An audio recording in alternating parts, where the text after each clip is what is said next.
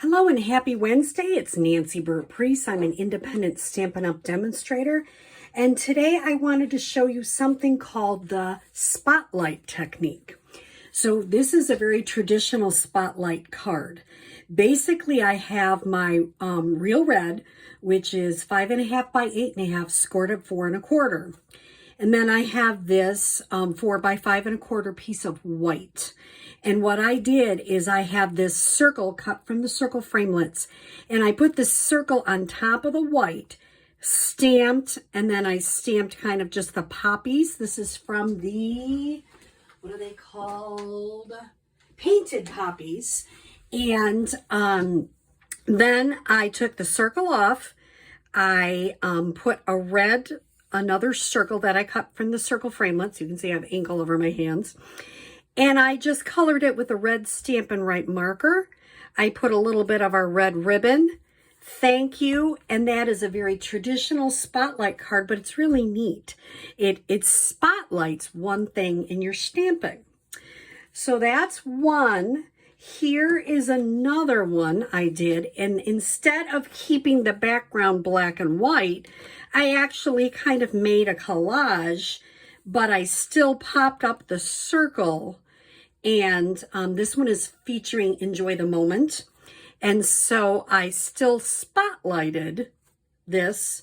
And it's a very easy technique to do. Now this, I don't know if this is a traditional, it's probably a reverse spotlight. I showed it to you the other day, and this last one doesn't want to stay, does it? And I did spotlight an area. So I would classify it as a type of spotlight card because I popped this up to spotlight that. And then the final card I wanted to show you, I did a lot of circles. So this is a rectangle.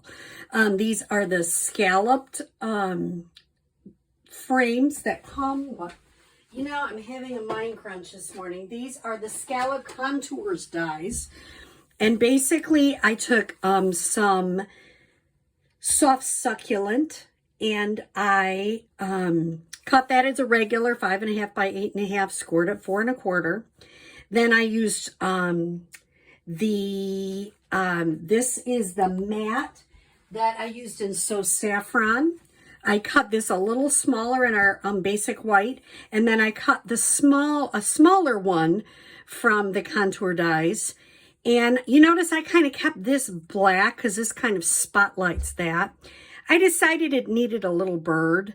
I suppose it doesn't need a bird, but so like I say, I've already showed you how to make this one, but this one is very simple, and I'm using the Evening Evergreen on the soft succulent, and then this is just soft succulent, say that 3 times, basic black, and then I just colored this in with a little So Saffron.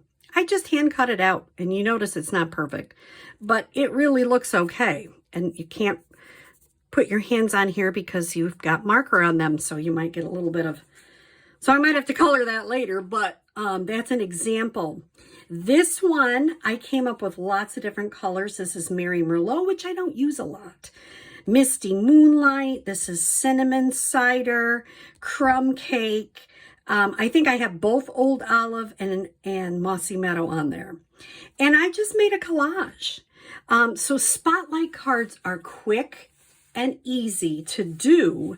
And there are, like, if you look up on Pinterest and you look up Stampin' Up! Spotlight, a million things come up. This is just touching a little bit of all the many things you can do with the spotlight technique.